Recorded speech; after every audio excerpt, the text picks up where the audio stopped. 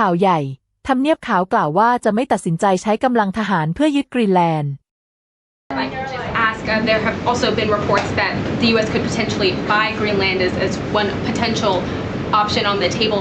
What would such an offer look like? Is there anything monetarily you could provide? Any details there? Well, that's something that's currently being actively discussed by the president and his national security team. And I would point out that the acquisition of Greenland by the United States is not a new idea. This is something that presidents dating back to the 1800s have said is advantageous for America's national security. The president has been very open and clear with all of you and with the world that he views it in the best interest of the United States to deter Russian and Chinese aggression in the Arctic region. And so that's why his team is currently talking about what a potential purchase would look like. Jackie. Caroline, just following up on Greenland, why not rule out taking it by military force?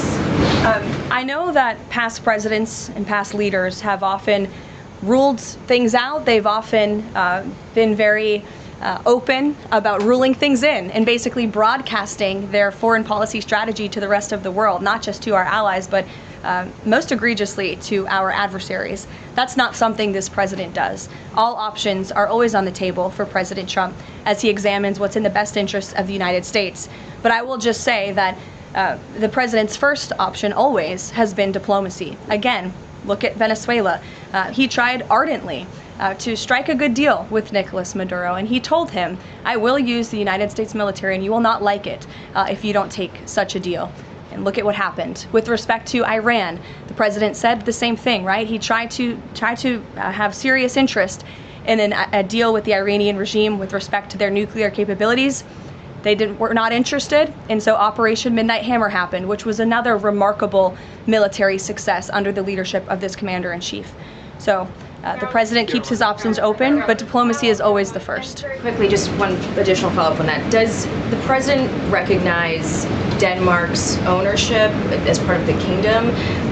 Because there have been some Republican senators questioning, the claim that Denmark has to Greenland. Is the president in that camp with them, questioning the legality of I have not heard him question it personally, but you're welcome to ask him yourself next time you have the chance. Sanctions are being lifted for Venezuela.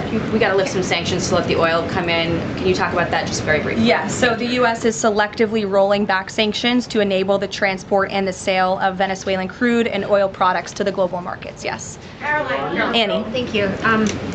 There are some reports from Venezuela that the country's leaders are cracking down on the population, specifically suppressing public expression of support for Maduro's ouster. Is that kind of behavior consistent with what the president wants to see, how the president wants to see the leaders take on the population? It would not be consistent, and I'll let the president's national security team speak further on that. I know they are well aware and tracking. Kelly.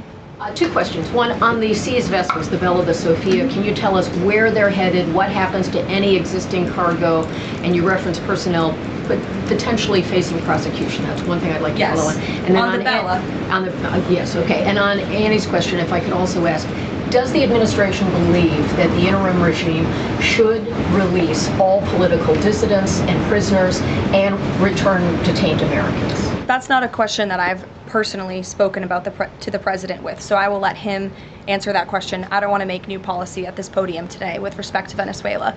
With respect to the two ships that you mentioned, I spoke with you about the Bella 1. There was another vessel this morning, the Sophia, that in coordination with the Department of War, the Department of Homeland Security apprehended it. This is a stateless, sanctioned, dark fleet motor tanker, and this occurred without incident.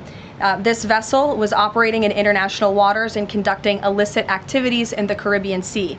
The U.S. Coast Guard is escorting the Sophia to the United States for final disposition. To answer your question, Kelly, directly, this was through Operation Southern Spear. The Department of War is unwavering in its mission to crush illicit activity in the Western Hemisphere. And as the President has repeatedly stated, we're going to defend our homeland and restore security and strength across the Americas. Dasha, go. Caroline, thank you and Happy New Year. Thanks, you too. Two questions, one on Venezuela, one on Greenland. You've repeatedly at the podium called the current leadership in Venezuela interim leadership.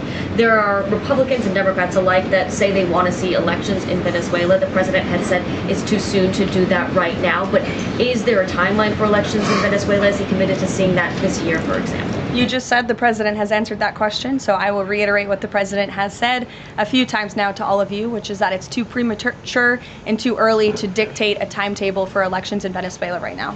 Caroline, you just talked to Jackie about diplomacy first, right? The Danes have repeatedly said they are willing to collaborate on all of the concerns that the president has, whether it's more troops, mineral rights, intelligence sharing. Why does the president feel he needs to own Greenland and not and put out the threat of military action when this could be done through diplomacy?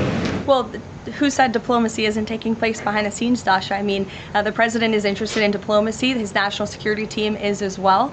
And of course, he's always willing to pick up the phone for everybody and hear out their concerns. But the president is the president of the United States of America, and he's always going to be very clear about what he views as being in our nation's best interest. Reagan. Caroline, I have a question for you on Venezuela, and then I'd love to ask you about Minnesota and Tim Walz. Sure. On Venezuela, I'm wondering, does the administration hope to start sending more Venezuelan migrants back home or have them self-deport if the situation in the country improves? As far as I'm concerned, the policies of the Trump administration and the Department of Homeland Security have not changed. All those illegally present in the country are subject to deportation.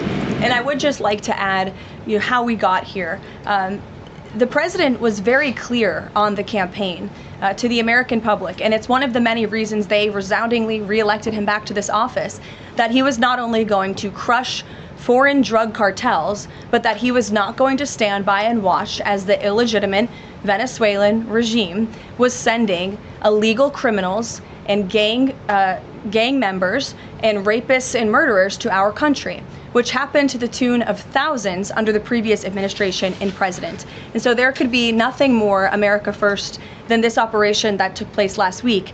And I would just remind all of you in this room that there were innocent Americans like Jocelyn Nungare who lost their lives at the hands of dangerous Venezuelan criminals who were sent here by the Maduro regime. And that has been the president's North Star and guiding principle throughout his entire policy since January 20th. Tim Walz in Minnesota. Does the administration believe that Tim Walz potentially dropped out of the governor's race because he could be under criminal investigation? I don't know if there's a criminal investigation. If there was, I wouldn't be able to comment on it from up here, to be honest with you. But I think Tim Walz probably dropped out of the race because he realizes he no longer has the support of the people of his own state, which is a remarkable downfall considering he was the number 2 on the Democrat Party's ticket just about a year ago. When it comes to Minnesota, the fraud that we have seen, the wide scale of fraud is really remarkable. It's egregious. I would encourage every single journalist in this room to go to Minnesota and to cover it yourselves. As for the Trump administration, we have officials who have been on the ground almost every day. Secretary Noem was there yesterday. Secretary Bessent will be traveling there later this week to talk about the fraud and to do a roundtable on this very topic. And I would just like to leave you with an update. To date, the Department of Justice has charged 98 total defendants in several Medicaid fraud and related case programs. 64 were convicted, and 85 of the 98 charged were of Somali descent. The DOJ has also issued over 1,700 subpoenas, executed over 130 search warrants, and they have now added more attorneys to their office there to absorb the case flow. DHS is on the ground going door to door conducting large-scale criminal and HSI investigations. They have also sent approximately 2,000 agents to Minneapolis to assist with law enforcement and immigration enforcement. As I said, Secretary Noem was on the ground yesterday. The Department of Health and Human Services has also begun requiring a justification and photo evidence for all child care related payments nationwide, and they required Minnesota to conduct a full audit of all child care centers. They also froze $185 million in funding to Minnesota. And Dr. Oz, who was just here, also notified Governor Walz they're going to begin auditing Medicaid recipients and deferring payments on claims based on waste, fraud, and abuse. The Department of Labor is also conducting a targeted review of Minnesota's unemployment program. Department of Agriculture requiring Minnesota to conduct recertification for SNAP recipients, and HUD has launched investigations into the public housing. SBA has also suspended nearly 7,000 borrowers amid suspected fraudulent activity. So, with all of that, rest assured this is an all-hands-on-deck effort from the entire administration to get to the bottom of this and to ensure that the ripping off of taxpayers in the state of Minnesota, and it won't just be Minnesota, it'll be any state across this country where fraud has taken place, and we are protecting law-abiding, tax-paying American citizens. เว็บไซต์นี้สามารถช่วยพัฒนาทักษะการอ่านและการฟังภาษาอังกฤษของคุณได้เป็นอย่างดี ด้วย AI ประโยคภาษาอังกฤษจะถูกแยกเป็นวลีสั้นๆที่เข้าใจง่าย คุณปรับความเร็วหยุดหรือย้อนกลับได้ตามต้องการเพื่อให้เข้าใจทุกประโยค เว็บไซต์รองรับการแปลถึง 20 ภาษาทำให้การเรียนรู้เป็นเรื่องง่าย เพียงพิมพ์ใน as.com ในเบราว์เซอร์ของคุณแล้วลองใช้ได้เลย